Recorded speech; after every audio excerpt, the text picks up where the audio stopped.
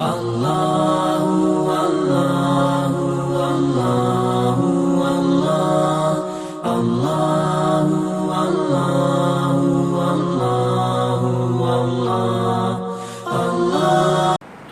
علیکم ورحمۃ اللہ وبرکاتہ۔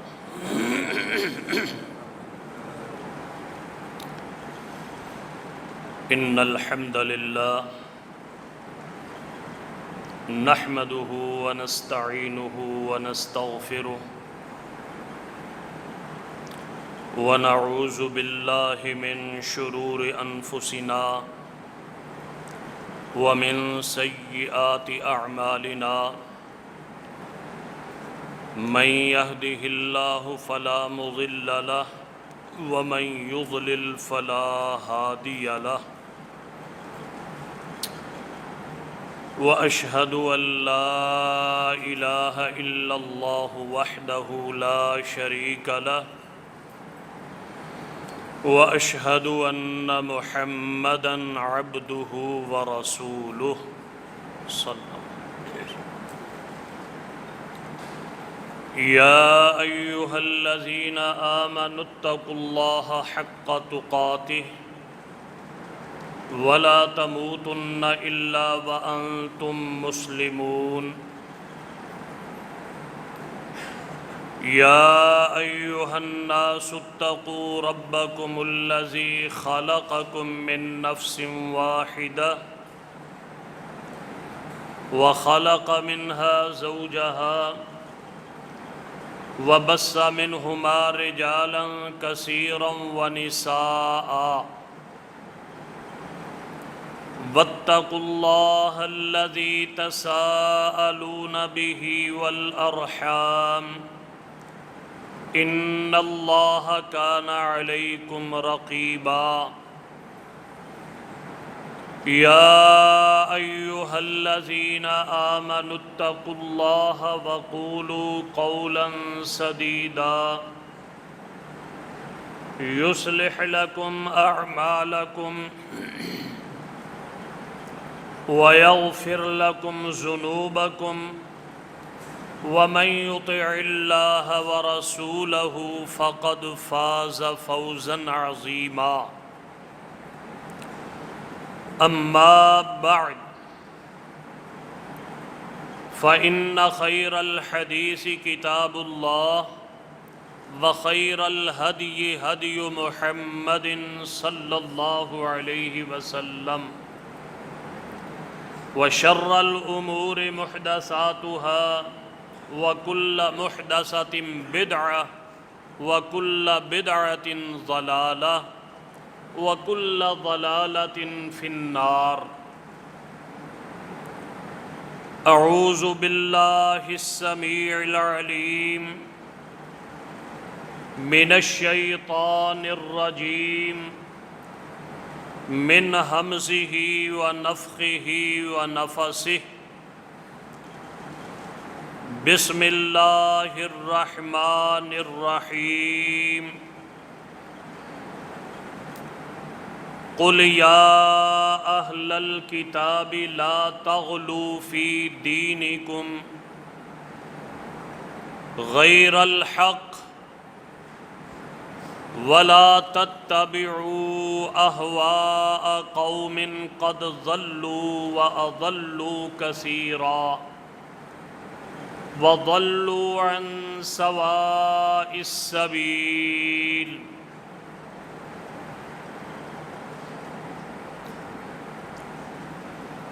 حضرات گرامی قدر،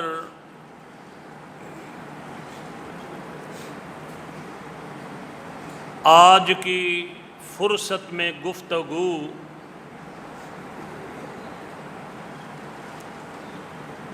سنت اور بدعت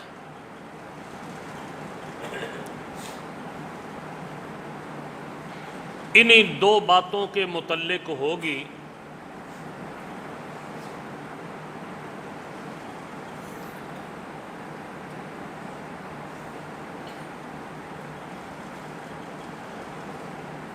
اور اس گفتگو کو چند جزئیات کے اندر تقسیم کیا جاتا ہے۔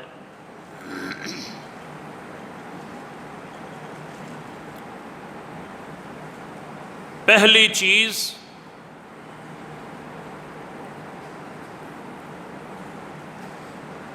اسلام ایک مکمل دین ہے۔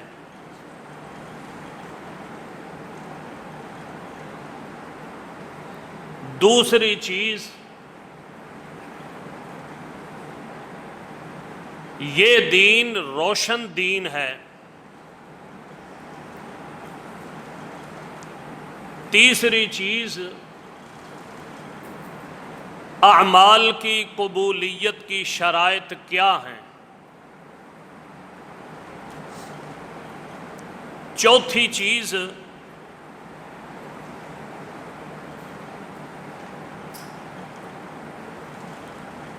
بدعت کی تعریف۔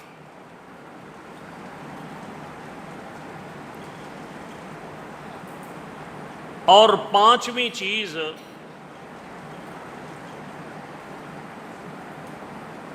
دین کے اندر نئے نئے امور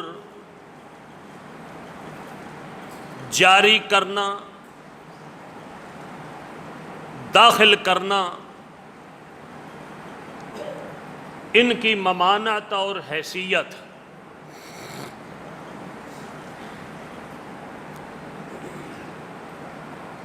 اور پھر سنت، اور سنت کے اندر نجات منحصر ہے۔ کچھ مزید باتیں اللہ کی توفیق سے اگر وقت بچ گیا تو انشاءاللہ آپ کے گوش گزار کروں گا۔ پہلی چیز کہ اسلام ایک مکمل دین ہے۔ مکمل دین ہونے کا مطلب یہ ہے کہ اس میں کسی قسم کی کوئی گنجائش موجود نہیں کہ اس میں کوئی چیز داخل کی جائے۔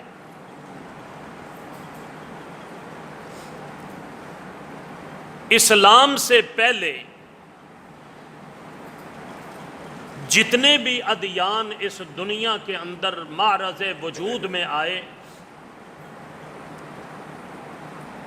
جتنے انبیاء آئے، جتنی شریعتیں ان پر نازل ہوئیں، کوئی ایک شریعت، کوئی ایک دین، کوئی ایک مذہب کسی وقت کے اندر نہ مکمل ہوا ہے نہ کامل ہوا ہے۔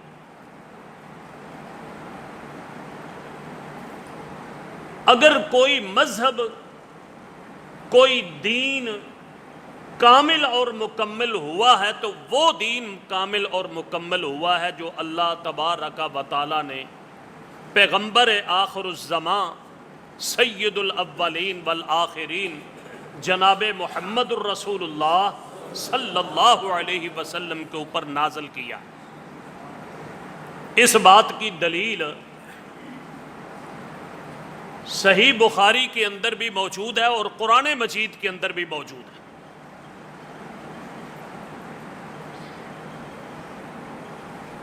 سیدنا عمر بن خطاب رضی اللہ تعالی عنہ،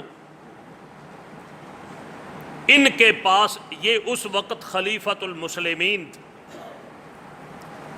ایک یہودی آدمی آیا، آ کے کہنے لگا امیر المؤمنین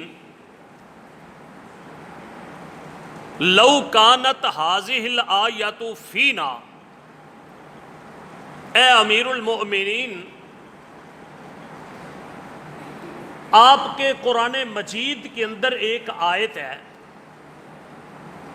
اگر وہ آیت ہم معشر یہود ہماری کتاب کے اندر نازل ہوتی اور ہمارے پاس وہ موجود ہوتی، لَاتَّخَذْنَاهَا عِیدًا، تو ہم جس دن کے اندر یہ نازل ہوتی اس دن کو ہم عید تصور کرتے، بطور عید کے مناتے۔ سیدنا عمر بن خطاب رضی اللہ تعالیٰ عنہ اس سے پوچھتے ہیں وَأَيَّ آیَةٍ هَذِهِ، کون سی آیت ہے جو تم کہہ رہے ہو کہ ہمارے اگر تورات کے اندر یہ نازل ہو جاتی اور ہمارے پاس وہ ہوتی تو ہم اس آیت کے نزول والے دن کو بطور عید کے منایا کرتے۔ وہ یہودی کہنے لگا کہ یہ آیت ہے الیوم اکملت لکم دینکم واتممت علیکم نعمتی ورضیت لکم الاسلام دینا۔ یہ آیت کے آخر کا حصہ ہے، آیت ذرا لمبی ہے۔ اللہ تبارک و تعالیٰ نے پیچھے چند ایسے چیزوں کا ذکر کیا ہے کہ جن کو اہل ایمان و اسلام کے اوپر حرام کیا۔ حرمت علیکم المیتۃ والدم ولحم الخنزیر وما اہل به لغیر اللہ والمنخنقۃ والموقوذۃ والمتردیۃ، کئی چیزیں ذکر کی گئی ہیں۔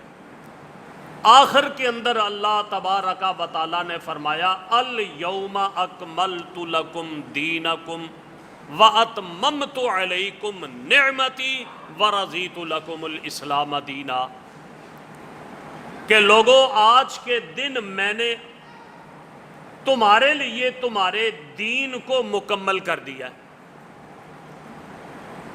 خالی مکمل نہیں بلکہ اس کامل اور مکمل دین کو بحیثیت اسلام میں نے تمہارے لیے پسند کر لیا۔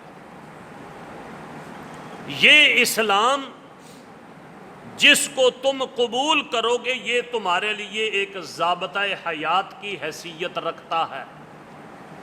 ضابطہ حیات کسے کہتے ہیں؟ کہ زندگی انسان نے اگر گزارنی ہے، گزارنی تو ہے نا، جتنی دیر تک سانس ہیں گزارنی ہے، تو یہ پوری کی پوری زندگی کے رہنما اصول اس اسلام کے اندر موجود ہیں۔ انہی کے مطابق اس نے جب سے اس کی پیدائش ہونی ہے، ہوش سنبھالنی ہے، اس کی آنکھ بند ہونے تک، موت تک، یہ اس کے لیے پورا ایک نظام دے دیا گیا ہے جس کے ماتحت اس نے زندگی بسر کرنی ہے۔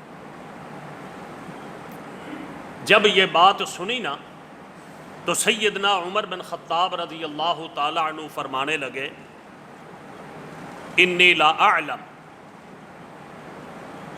مجھے یہ معلوم ہے کہ یہ نبی کریم صلی اللہ علیہ وسلم کے اوپر کس دن نازل ہوئی ہے اور کس کیفیت، کس حالت میں نازل ہوئی، کہاں نازل ہوئی۔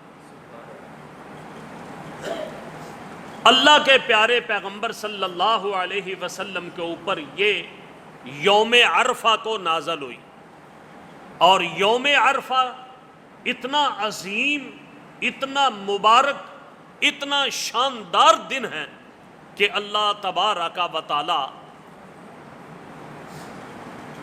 نبی کریم صلی اللہ علیہ وسلم کا ارشاد گرامی ہے کہ اللہ تبارک و تعالی نے اہل عرفات کے متعلق فرمایا او لوگو، تمہیں دیکھ کر کے اللہ رب العزت فرشتوں کے ساتھ مباحات کرتے ہیں، فخر کرتے ہیں تمہیں دیکھ کر اس دن کے متعلق، اور یہ دن اس سے اگلے دن عید ہے۔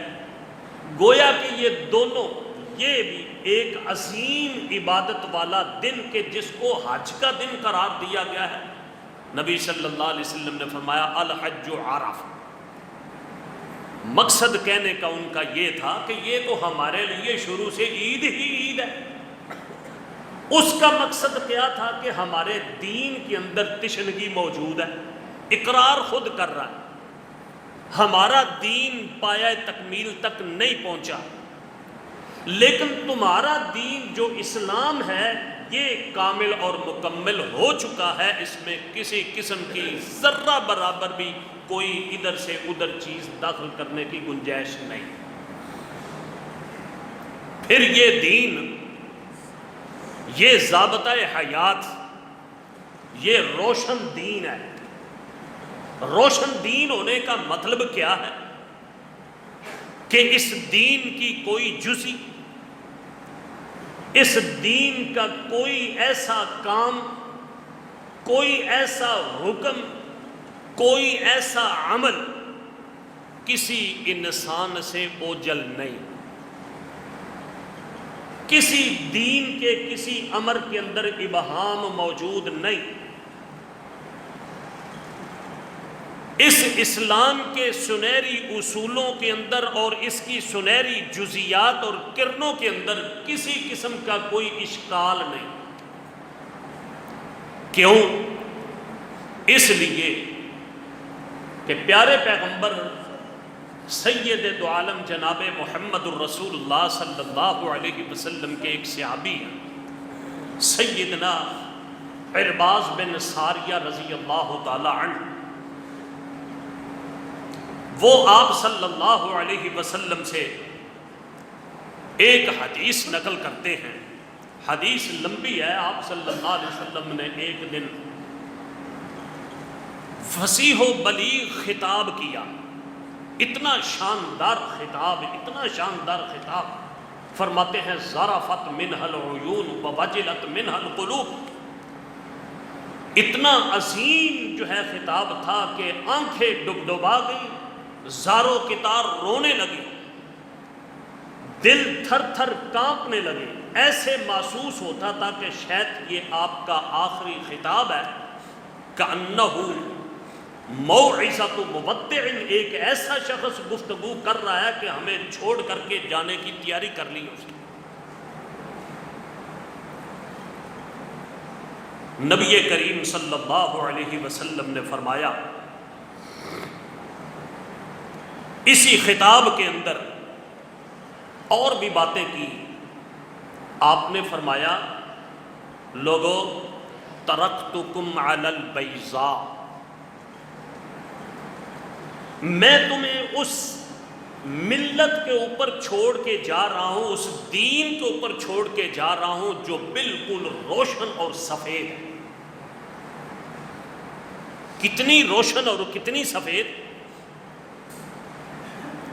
لیلھا کنہارھا، اس ملت کی جو رات ہے وہ بھی رات بھی دن جیسی ہے۔ مطلب یہ کہ اگر اصول واضح ہیں تو ان اصول کے ساتھ جو فروعیات ہیں وہ بھی بالکل واضح ہیں۔ اگر کوئی امر، کوئی حکم واضح ہے تو اس پر عمل کرنے کا طریقہ بھی واضح ہے۔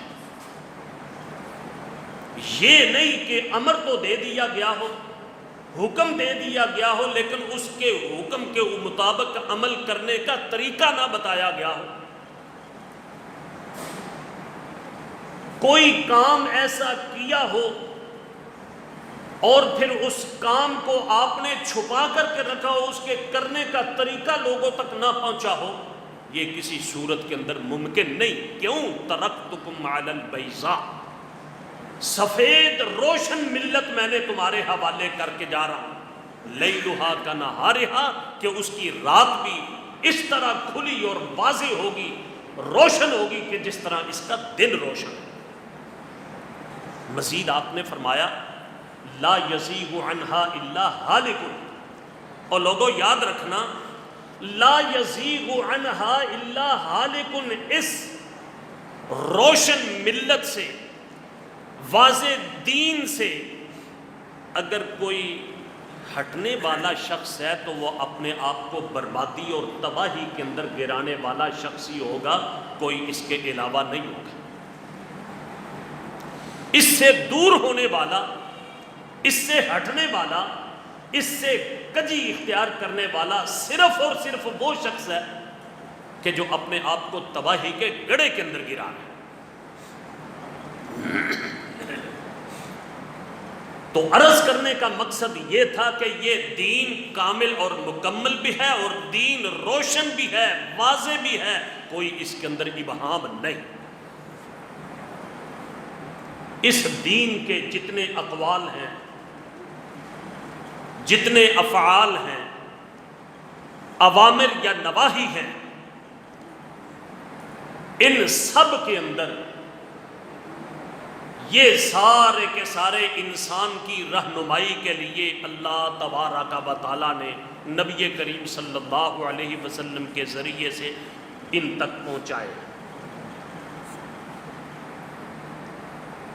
ان تک پہنچانے کے اعتبار سے اب جو انسانوں نے کردار اختیار کرنا ہے، یعنی عمل کرنا ہے، جو دین واضح ہے، روشن ہے اور مکمل ہے، اس پر ظاہر بات ہے عمل کرنا ہے۔ اب وہ اعمال انسان کے قبول کیسے ہوں گے؟ میرے بھائیوں، بنیادی طور پر جتنے بھی اعمال ہیں ان کی قبولیت کی بنیادی 3 شرائط ہیں۔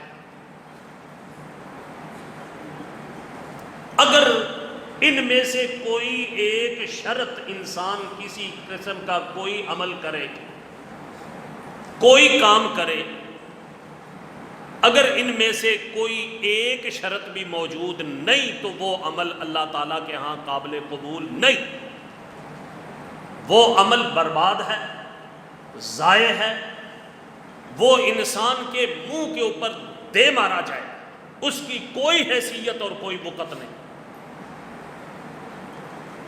نمبر 1، پہلی شرط کیا ہے کہ جو شخص بھی کوئی عمل کرنے والا ہے وہ اس کے اندر ایمان باللہ والی صفت ہونی چاہیے۔ اگر ایمان باللہ اس کے اندر نہیں، جتنے مرضی بنا سوار کے وہ عمل کرے، جتنی وہ اطاعت کرے، جتنی وہ فرما برداری کرے، جتنا وہ اخلاص کے ساتھ عمل کرے، اس کی کوئی حیثیت، کوئی وقت نہیں۔ بہت ساری کتاب و سنت کے اندر اس کی دلائل موجود ہیں۔ ایک مقام پر اللہ تبارک و تعالیٰ کا ارشاد ہے، ان الذین آمنوا وعملوا الصالحات کانت لہم جنات الفردوس نزلا۔ یقیناً اس میں لوگوں کوئی شک نہیں، بلا شبہ جو لوگ ایمان اللہ کے اوپر لے آئے، وعملوا الصالحات، اور نیک اعمال انہوں نے سر انجام دیے، انا لا نضيع اجر من احسن عملا ان الذين آمنوا وعملوا الصالحات كانت لهم جنات الفردوس نزلا۔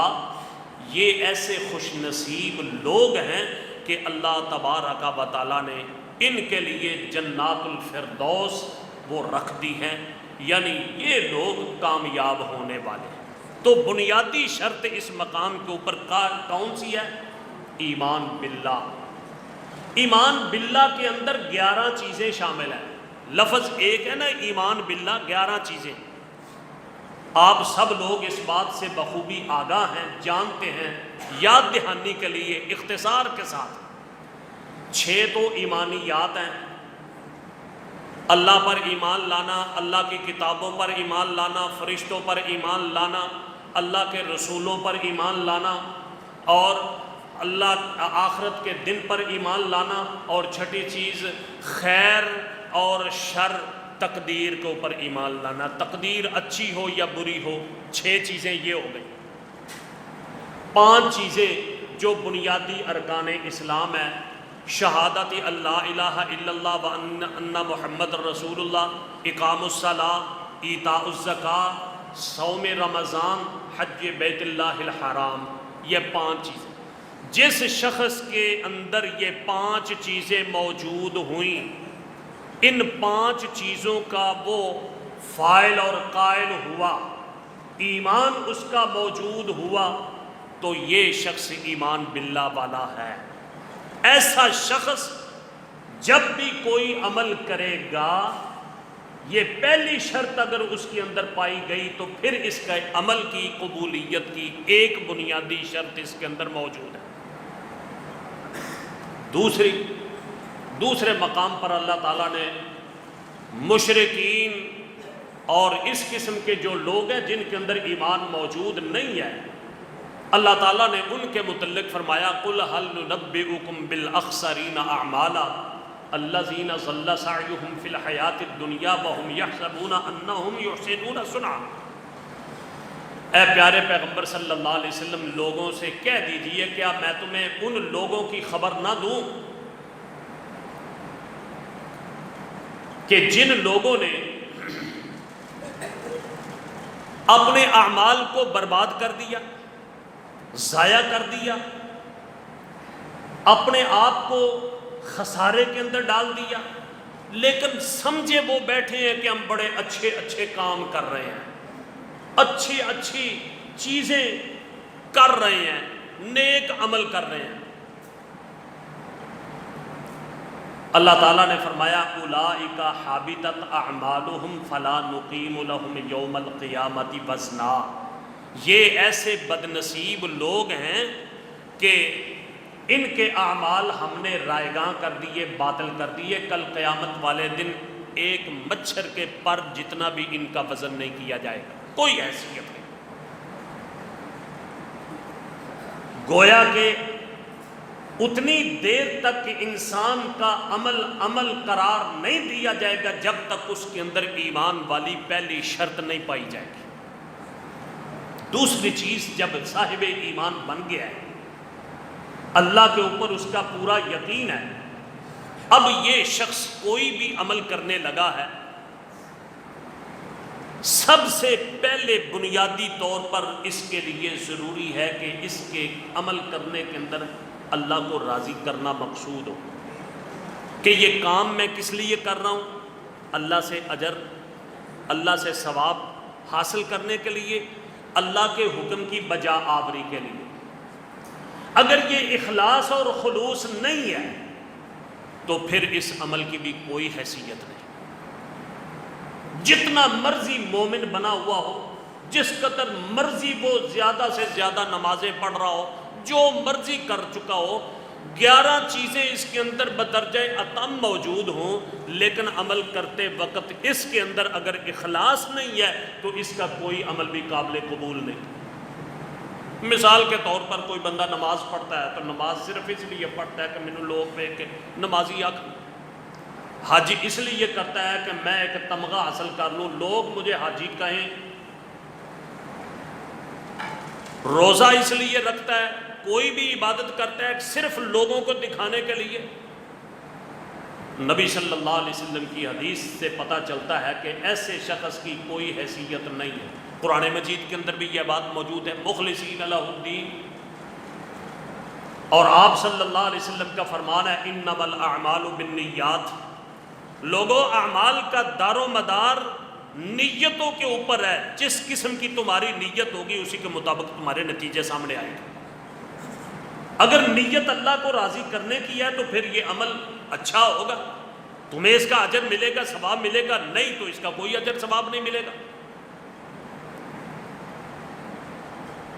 نبی کریم صلی اللہ علیہ وسلم کا ارشاد گرامیہ، قیامت والے دن سب سے پہلے جہنم کی آگ بھڑکائی جائے گی 3 افراد کے اوپر، عالم، حافظ، قاری، اللہ کے راستے میں جہاد کرنے والا اور بہت بڑا لینڈ لارڈ سخی۔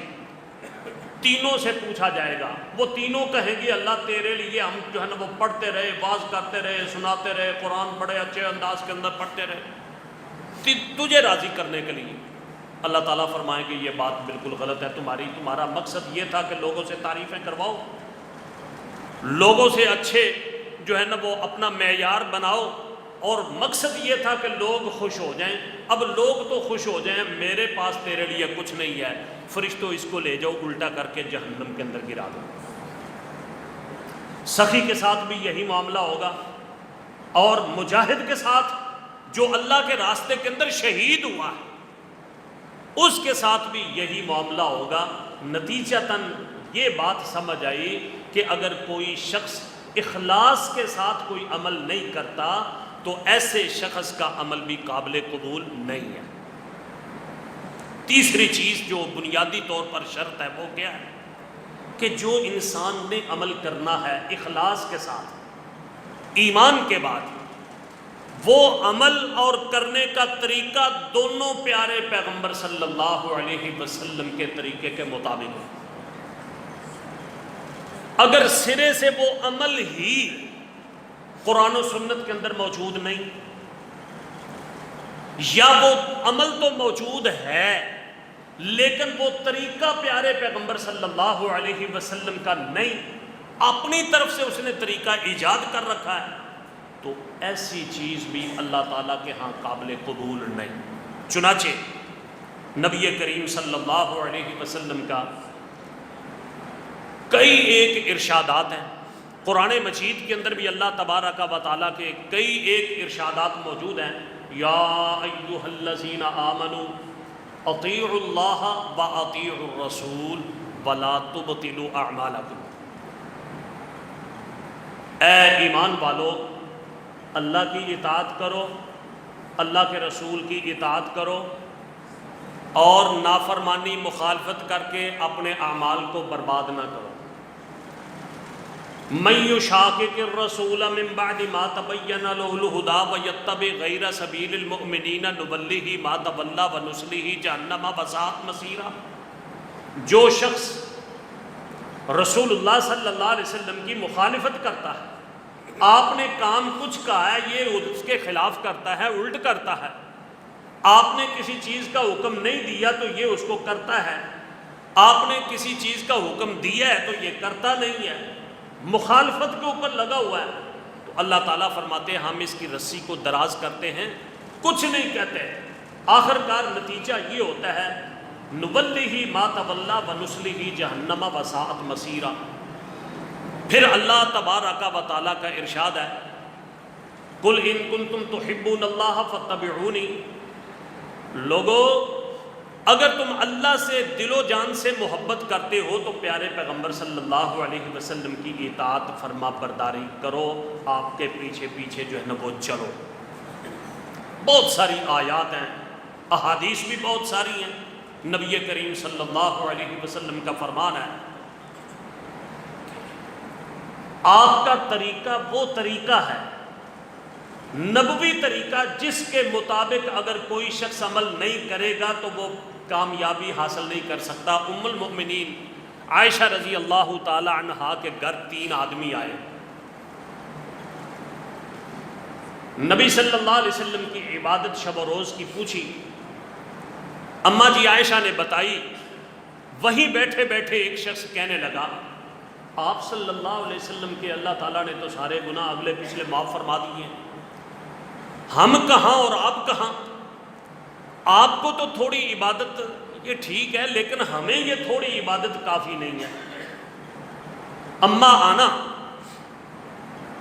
ایک ساتھی کہنے لگا میری بات پوچھتے ہو تو میں آج کے بعد ہر روز روزہ رکھوں گا، کسی دن افطار نہیں کروں گا، روزہ نہیں چھوڑوں گا۔ دوسرا کہنے لگا میں ساری رات قیام کروں گا، میں سوؤں گا نہیں۔ اب تیسرا کہنے لگا کہ میں لا اتزوج، شادی نہیں کروں گا، جب شادی نہیں کروں گا تو میں دن کے اندر بھی اللہ کی عبادت کرتا رہوں گا، رات کے اندر بھی اللہ کی عبادت کرتا رہوں گا۔ نبی صلی اللہ علیہ وسلم گھر میں تشریف فرما نہیں تھے، جب آپ آئے تو زوجہ محترمہ نے بتایا اللہ کے پیارے پیغمبر صلی اللہ علیہ وسلم نے بلا بھیجا، آپ نے پوچھا اقلتم قضا و قضا، یہ باتیں کی ہیں تم نے؟ کہنے لگے جی بالکل ٹھیک ہے کی ہیں۔ آپ صلی اللہ علیہ وسلم نے فرمایا بات دیکھو، انا اتقاکم للہ و اخشاکم، سب سے زیادہ میں تم سب سے زیادہ اللہ سے ڈرنے والا ہوں، خشیت الہی میرے اندر سب سے زیادہ موجود ہے، متقی پرہیزگار میں سب سے زیادہ ہوں۔ لیکن بات ذہن کے اندر رکھنا، میں نے شادی بھی کر رکھی ہے، میں رات کو سوتا بھی ہوں اور نماز بھی ادا کرتا ہوں، میں روزہ رکھتا بھی ہوں اور روزہ چھوڑتا بھی ہوں۔ آگے آپ نے فرمایا من راغب عن سنتی فلیس منی، جس شخص نے میرے طریقے سے منہ موڑا، میرے طریقے سے اعراض کیا. اب آپ مجھے بتائیں یہ نماز کوئی اچھی چیز نہیں ہے؟ روزہ کوئی اچھی چیز نہیں ہے؟ کتنا شاندار بہترین نیک عمل ہے. بہترین عمل اگر وہ بھی نبی کریم صلی اللہ علیہ وسلم کے طریقے کے مطابق نہیں ہوگا تو اللہ تعالیٰ کے ہاں قابل قبول نہیں ہوگا. آئیے اگلی بات، اسلام کے اندر نئے نئے امور نکالنا، ان کو شامل کرنا، اس کی حیثیت کیا ہے اور اس کے متعلق شرعی حکم کیا ہے؟ سب سے پہلی بات یہ ہے کہ اسلام کے اندر، دین کے اندر نئے امور نکالنے کی قطعاً کسی قسم کی کوئی گنجائش ہے ہی نہیں. کیوں؟ اس لیے کہ نبی کریم صلی اللہ علیہ وسلم کا اللہ کی طرف سے لایا ہوا دین، پہلی بات تو یہ ہے کامل اور مکمل ہے. دوسری بات یہ ہے کہ یہ کامل اور مکمل ہونے کے ساتھ ساتھ واضح اور روشن بھی ہے. اور تیسری بات یہ کہ خود پیارے پیغمبر صلی اللہ علیہ وسلم کا ارشاد ہے. آپ صلی اللہ علیہ وسلم نے فرمایا من احدث فی امرنا ھذا ما لیس منہ فہو رد. لوگوں، کوئی شخص بھی احدثا، ایسا کوئی نئی ایجاد کرتا ہے، نیا کام کرتا ہے، فی امرنا ھذا، ہمارے اس معاملے کے اندر، ہمارے اس کام کے اندر، یعنی ہمارے اس دین کے اندر، یعنی وہ دین جو اللہ تبارک و تعالیٰ نے نبی کریم صلی اللہ علیہ وسلم کو عطا کیا اور نبی صلی اللہ علیہ وسلم نے اپنی امت تک پہنچایا. دینی امور کے اندر کسی قسم کا کوئی اضافہ کرتا ہے، کوئی نیا کام جاری کرتا ہے، آپ صلی اللہ علیہ وسلم نے فرمایا فَهُوَ رد، اس کو رد کر دیا جائے گا، اس کے منہ کے اوپر دے مارا جائے گا، وہ قابل قبول نہیں ہوگا. صحیح مسلم کے الفاظ ہیں من عامل عملا لیس علیہ امرنا. لوگوں، کوئی شخص کوئی ایسا کام کرتا ہے، کوئی ایسا عمل کرتا ہے، لیس علیہ امرنا، اس عمل کے متعلق ہمارا آرڈر نہیں ہے. پنجابی میں کہتے ہیں کہ کوئی بندہ کام کرتا ہے، اس کام دا اسی انہوں حکم نہیں سی دیتا، انہوں آکھیا نہیں سی کہ ایک کار. اب اگر اس قسم کا کوئی کام کرتا ہے تو پیارے پیغمبر صلی اللہ علیہ وسلم نے فرمایا فَهُوَ رد، وہ رد کر دیا جائے گا. اور ماشاءاللہ آپ بڑے سیانے لوگ ہیں، اللہ کی توفیق سے آپ ہر مسجد کے اندر خطبہ جمعہ کے اندر شامل ہوتے ہیں اور ہر خطیب پیارے پیغمبر صلی اللہ علیہ وسلم کے خطبہ کے یہ الفاظ آپ کو سناتا ہے ان شر الامور محدثاتها. لوگوں، بدترین امور جو ہیں وہ نئے امور ہیں جو دین کے اندر جاری کیا جائے. ان شر الامور محدثاتها یا شر الامور محدثاتها، بدترین کام وہ ہیں جو نئے جاری کر دیے جائیں. آپ مزید فرمایا کرتے تھے کل محدثۃ بدعہ. لوگوں، ہر نیا کام جو ہے یہ بدعت ہے. وَكُلُّ بِدْعَةٍ ضَلَالَةٍ، اور ہر بدعت گمراہی ہے. سنن نسائی کے اندر الفاظ موجود ہیں وَكُلُّ ضَلَالَةٍ فِي النَّارِ، اور ہر ضلالت، ہر گمراہی یہ جہنم کے اندر جانے والی.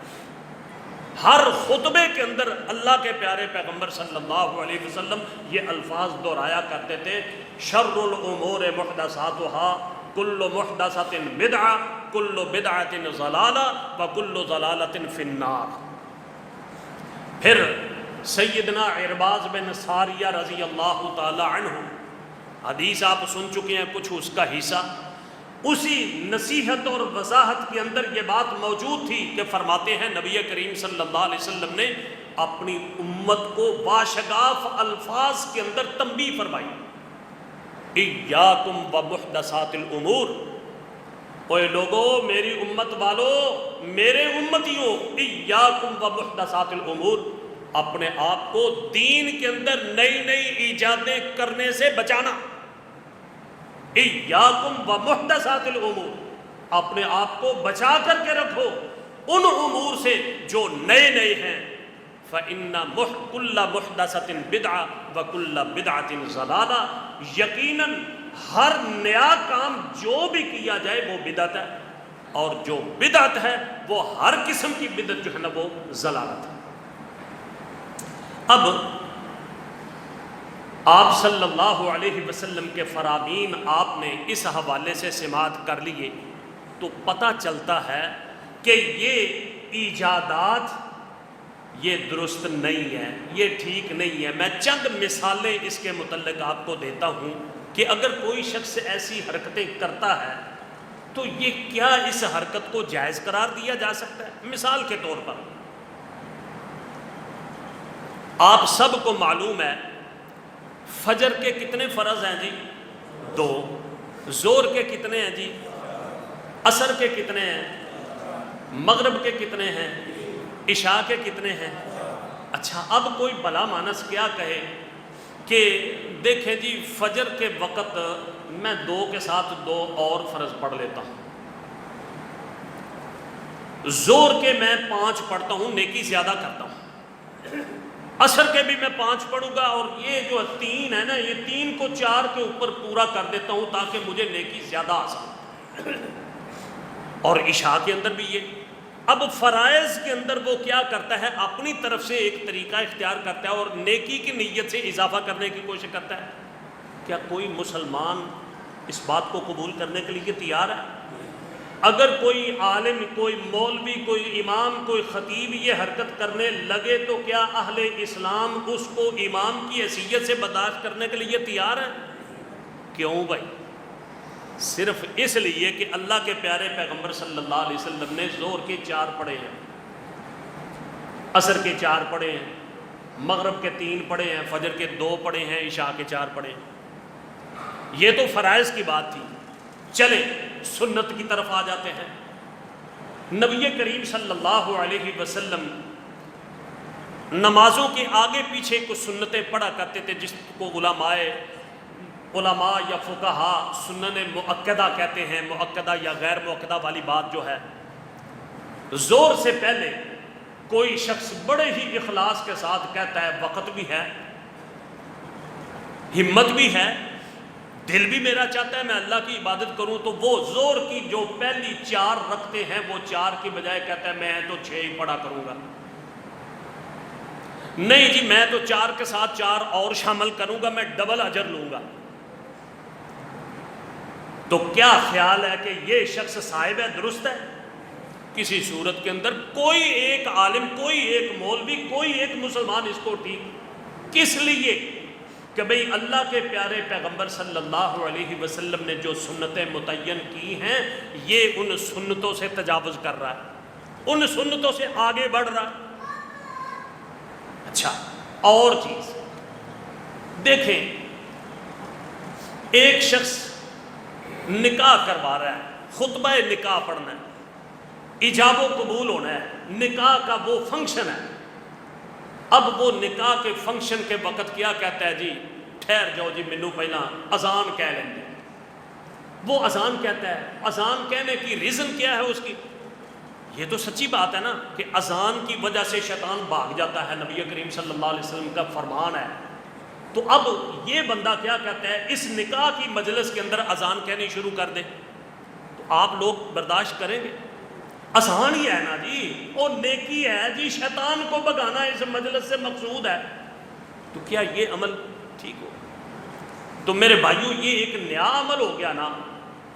اب نیا عمل یہ ارادہ اخلاص کے ساتھ بے شک ہو، ثواب کی خاطر ہو، کتنی ہی محبت کی خاطر ہو، کتنی ہی عقیدت کی خاطر کیوں نہ ہو، اللہ سے زیادہ اجر لینے کے لیے کیوں نہ ہو، اگر وہ نبی کریم صلی اللہ علیہ وسلم کے طریقے کے مطابق نہیں ہے، یہ دین کے اندر نیا امر جاری کیا گیا ہے، تو اللہ کے پیارے پیغمبر صلی اللہ علیہ وسلم کا ارشاد گرامی ہے فَهُوَ رَدٌ، اس کی کسی قسم کی کوئی حیثیت نہیں۔ اب آئیے کہ بدعت کہتے کسے ہیں؟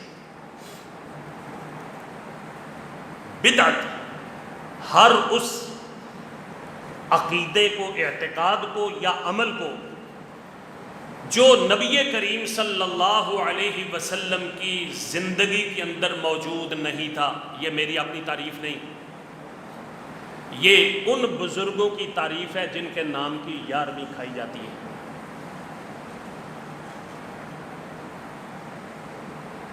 نہیں، احمد رضا خان صاحب، احمد رضا خان صاحب کی یہ تعریف ہے، ان سے پوچھا گیا۔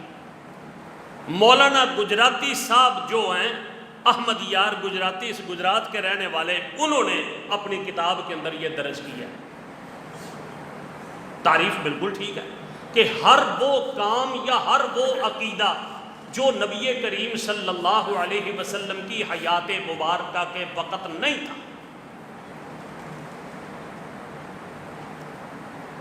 دوسرے علماء، علامہ شاطبی رحمہ اللہ فرماتے ہیں کہ کوئی ایسا کام یا کوئی ایسی چیز کہ جو قرآن و سنت کے اندر موجود نہیں، آپ صلی اللہ علیہ وسلم سے قولاً فعلاً منقول نہیں، اس کو بعد کے اندر ایجاد کیا گیا ہو، اس کو دین کے اندر شامل کر لیا گیا ہو۔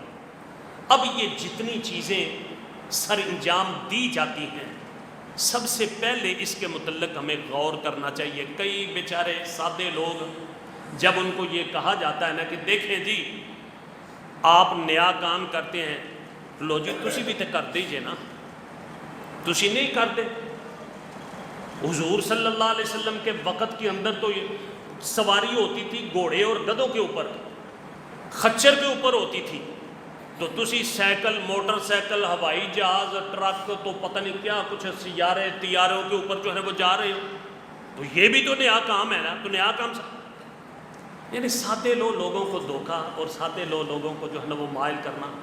میرے بھائی بات یہ نہیں ہے، بدعت کہتے ہی اس چیز کو ہیں کہ جو انسان قلبی طور پر اس بات کا ارادہ کرے کہ میں یہ کام کر کے اللہ سے ثواب لینا ہے، نیکی کرنی ہے، نیکی کی حیثیت۔ کوئی ایک شخص کہتا ہے جی کہ گدھے کے اوپر سواری کرو گے تو نیکی کم ہے اور موٹر سائیکل کے اوپر سواری کرو گے تو نیکی زیادہ ہے، کوئی شخص نہیں کہتا۔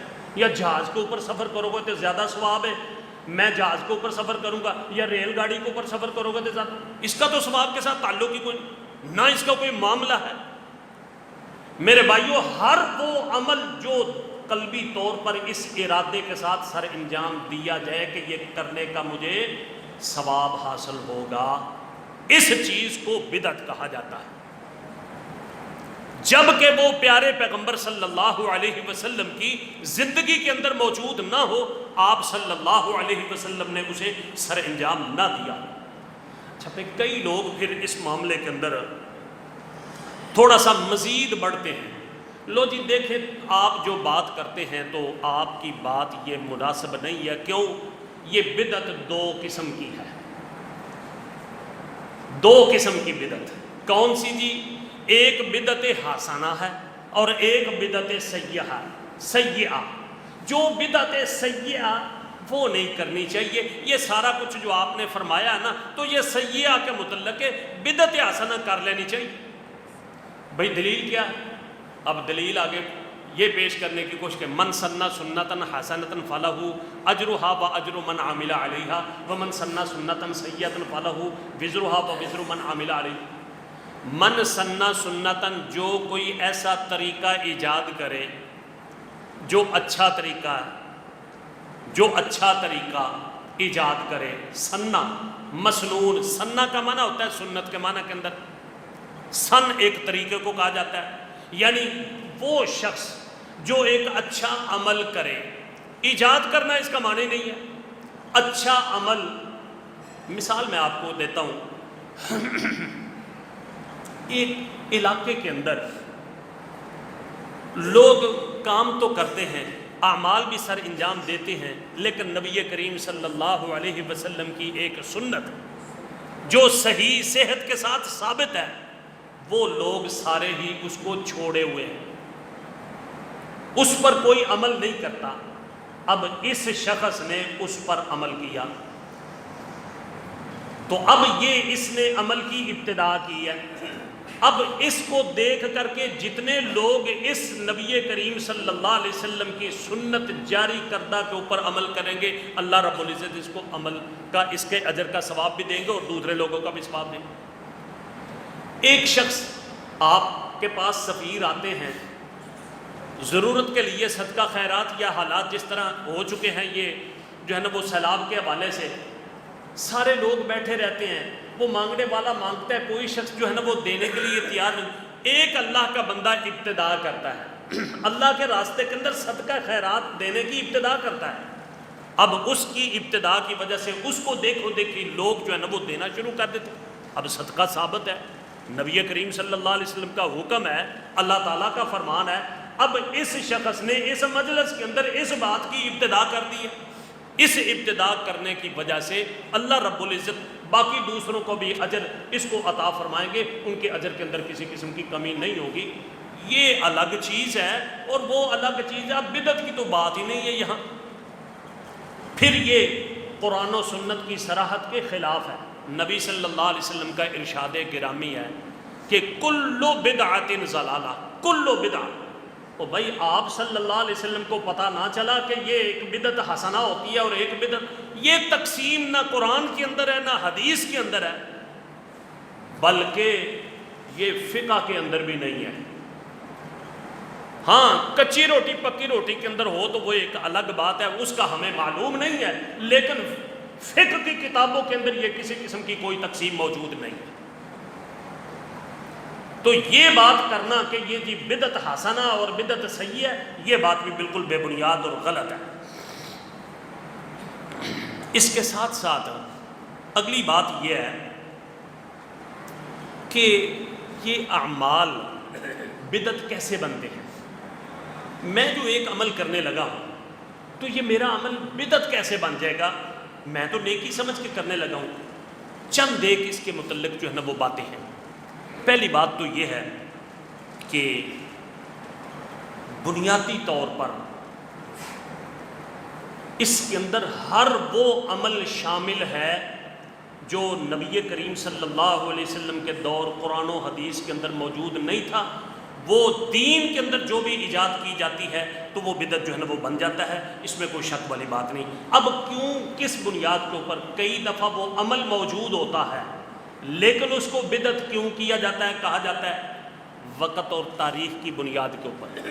ایک چیز آپ صلی اللہ علیہ وسلم کا عمل موجود ہے، اس کے وقت کا تعین شریعت نے نہیں کیا، اس کی تاریخ کا تعین شریعت نے نہیں کیا، میں اپنی طرف سے اس کو ایک خاص وقت کے ساتھ مخصوص کر دوں، خاص وقت کے ساتھ لگا دوں یا خاص تاریخ کے ساتھ میں اس کو نفی کر دوں، تو یہ بھی اس کے زمرے کے اندر آ جائے گا۔ کس زمرے کے اندر؟ بدعت کے زمرے کے اندر۔ مثال کے طور پر نبی کریم صلی اللہ علیہ وسلم سے درود ثابت ہے، اب درود کا کوئی انکار بھی نہیں کرتا، اب درود کا وقت اذان سے پہلے لگا دینا یہ در حقیقت بدعت ہے۔ کیوں؟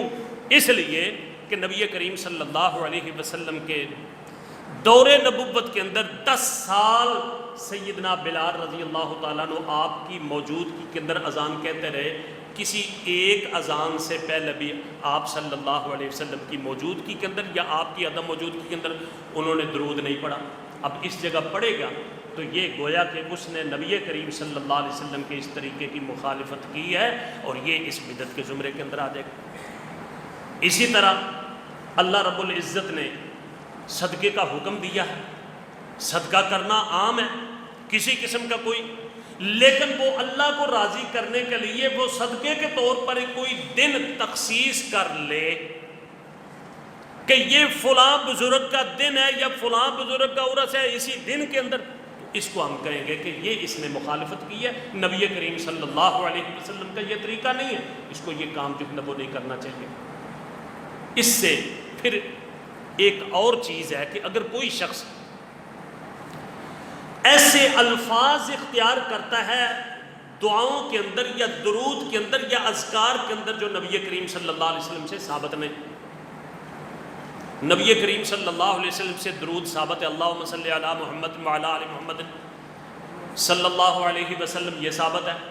اب درود ہزاری، درود لکھی، درود تاج، درود گنجینا، یہ سارے کے سارے کہیں یہ بات کی ساری اختراع ہے، نہ اللہ کے پیارے پیغمبر صلی اللہ علیہ وسلم کے یہ الفاظ ہیں، نہ کسی صحابی کے الفاظ ہیں، نہ ائمہ مجتہدین میں سے کسی کے الفاظ ہیں، تو اب کیا کہیں اس کو کوئی نہیں۔ یا ایسے ہی مثال کے طور پر اگر کوئی شخص ان معصور کلمات کے اندر کسی کلمے کا اضافہ کر دے، وہ اضافہ مثال کے طور پر جس طرح دوسرے لوگوں نے اذان کے اندر اضافہ کر دیا حی علی خیر العمل، اشہد ان علی ولی اللہ، تو کیا اس کو تسلیم کرتے ہو؟ کیوں نہیں تسلیم کرتے؟ کوئی چنگا کام نہیں ہے۔ بات کرنے کا مقصد یہ ہے کہ معصور کلمات جو اذان کے تھے اس کے اندر یہ اضافہ یہ ٹھیک نہیں ہے۔ دین کامل اور مکمل ہے، اس کامل اور مکمل دین کے اندر اگر تم اضافہ کرو گے تو یہ اضافے والی کیفیت بھی یہی جو ہے وہ بن جائے گی۔ پھر عبادت کے متعلق کہ وہ عبادت جو عبادت نبی کریم صلی اللہ علیہ وسلم تے تو ثابت ہے، لیکن نبی کریم صلی اللہ علیہ وسلم نے وہ عبادت اس طریقے کے ساتھ نہیں کی جس طریقے کے ساتھ یہ کرنے کی کوشش کر رہا ہے اور اپنی طرف سے طریقہ ایجاد کر رہا ہے، ایسی حالت کے اندر بھی اس کو جو ہے وہ بدعت قرار دیا جائے گا۔ تو یہ چند ایسی چیزیں تھیں کہ جس کے متعلق یہ کہ کیوں عمل جو ہے نا وہ بدعت بنتا ہے۔ تو میرے بھائیوں، یہ بدعت کے نقصانات بہت زیادہ ہیں، بہت زیادہ۔ سب سے پہلی بات تو یہ ہے کہ دنیا کے اندر اس کے نقصانات بہت ہیں۔ نبی کریم صلی اللہ علیہ وسلم نے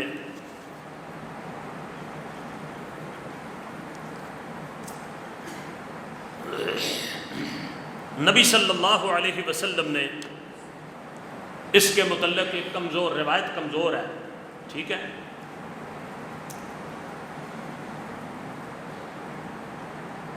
اور ایک روایت اس کے اندر الفاظ دیگر ہیں۔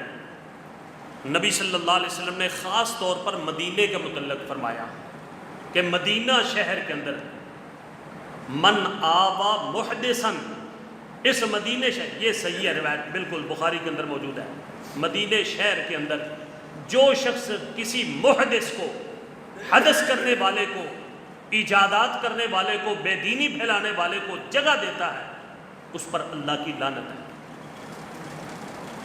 باقی ابن ماجہ کی روایت ہے وہ کمزور ہے، تو اس کے اندر کہ یہ بدعتی کے متعلق جو ہے نا وہ تذکرہ کیا گیا ہے کہ جو بدعتی وہ خود بھی بدعت لعنت کا باعث بنتی ہے، اور اس کے اوپر جو ہے نا وہ جو شخص اس پر عمل کرتا ہے اس پر بھی لعنت، یہ روایت جو ہے نا وہ ثابت نہیں ہے بہرحال۔ لیکن اس کے اندر اتنی بات موجود ہے کہ یہ آپ پہلے سماعت فرما چکے ہیں کہ اگر کوئی شخص یہ عمل کرے گا تو عمل ایسا قابل قبول نہیں ہوگا، آخرت کے اندر اس کا نتیجہ کیا نکلے گا؟ نبی صلی اللہ علیہ وسلم کے صحابی ابو ہریرہ رضی اللہ تعالیٰ عنہ اور دیگر کئی صحابی فرماتے ہیں، آپ نے فرمایا کل قیامت کا دن ہوگا، حوض کوثر پر میں موجود ہوں گا اور میرے سامنے کچھ لوگ آئیں گے، حالت ان کی صحیح مسلم کے اندر لفظ موجود ہے کہ میں ان کو پہچانوں گا، وضو کے آثار ان کے جو ہے نا وہ چمک رہے ہوں گے، یعنی ہوں گے وہ مسلمان، چمک رہے ہوں گے وضو کے آثار کی وجہ سے، یعنی مسلمان ہو، آئیں گے تو میرے اور ان کے درمیان جو ہے نا وہ رکاوٹ ڈال دی جائے گی،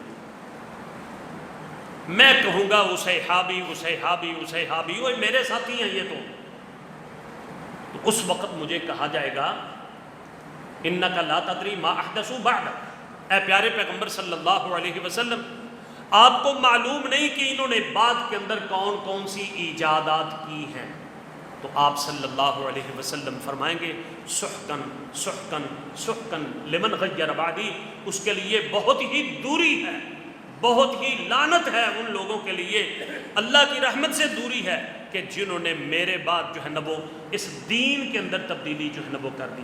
تو میرے بھائیوں، یہ بدعت جو ہے نا یہ بہت ہی خطرناک معاملہ ہے.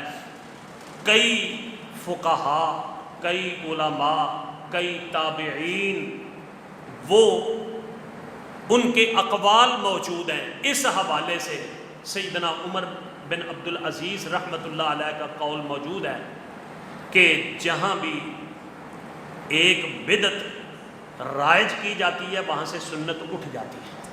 آج ہماری حالت یہ ہے کہ بدعتیں رائج ہو چکی ہیں، اصل دین جو مسنون اور سنت تھا وہ ہم سے بالکل چھینا جا رہا ہے، دور جو ہے نا وہ کیا جا رہا ہے.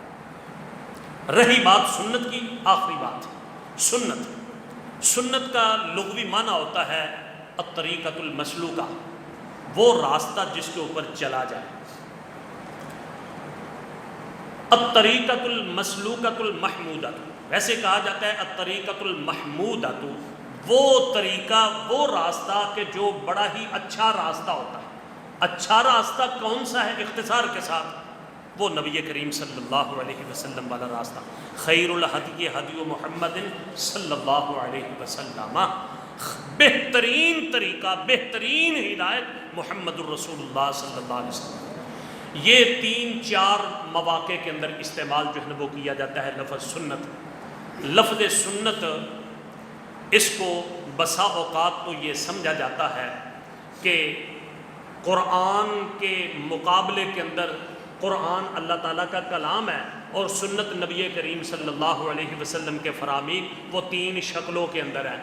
نبی کریم صلی اللہ علیہ وسلم کا قول ہو، نبی کریم صلی اللہ علیہ وسلم کا فعل ہو، یا نبی کریم صلی اللہ علیہ وسلم کی موجودگی کے اندر کسی صحابی نے کوئی کام کیا ہے، کوئی فعل کیا ہے، آپ صلی اللہ علیہ وسلم نے اس کو روکا ٹوکا نہیں ہے.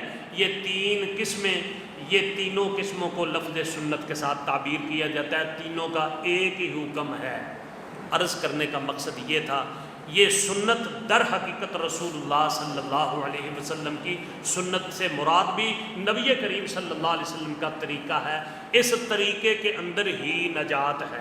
اللہ تبارک و تعالیٰ نے کئی ایک مقامات کے اوپر یہ ارشاد جو ہے نا وہ فرمایا، جس طرح کہ آپ شروع کے اندر آیات جو ہے نا وہ سماعت فرما چکے ہیں کہ اللہ تعالیٰ نے فرمایا یا ایھا الذین آمنوا اطیعوا اللہ واطیعوا الرسول ولا تبطلوا اعمالکم من یشاقق الرسول من بعد ما تبین له الہدی ویتبع غیر سبیل المؤمنین نولہ ما تولى ونصلہ جہنم وساءت مصیرا. تو سنت ہی حرف آخر ہے، سنت کی اتباع کے اندر ہی نجات ہے. اگر کوئی شخص، پھر قرآن مجید کے اندر یہ بات واضح طور پر جو ہے نا وہ موجود ہے کہ لوگوں اللہ کی اطاعت کرو، اللہ کے رسول کی اطاعت کرو لعلکم تفلحون، تاکہ تم کامیاب ہو جاؤ. تو کامیابی، کامرانی صرف اور صرف اسی چیز کے اندر ہے کہ جتنی عبادت اللہ کے پیارے پیغمبر صلی اللہ علیہ وسلم نے جس طریقے سے کی ہے اسی طریقے سے ہم عبادت جو ہے نا وہ کریں. اس کے طریقے کو بھی تبدیل کرنے کی کوشش نہ کریں، اور ایسی عبادت جو اپنی طرف سے یا ایسا عمل جو ثواب کی نیت سے اپنی طرف سے کوئی کیا جائے تو وہ بھی ناجائز ہے، وہ بھی غلط ہے. اللہ مجھے اور آپ کو کما حقہ سنت کو سمجھنے اور اس پر عمل کرنے کی توفیق عطا فرمائے. وما علیہ الا البلاغ. اللہ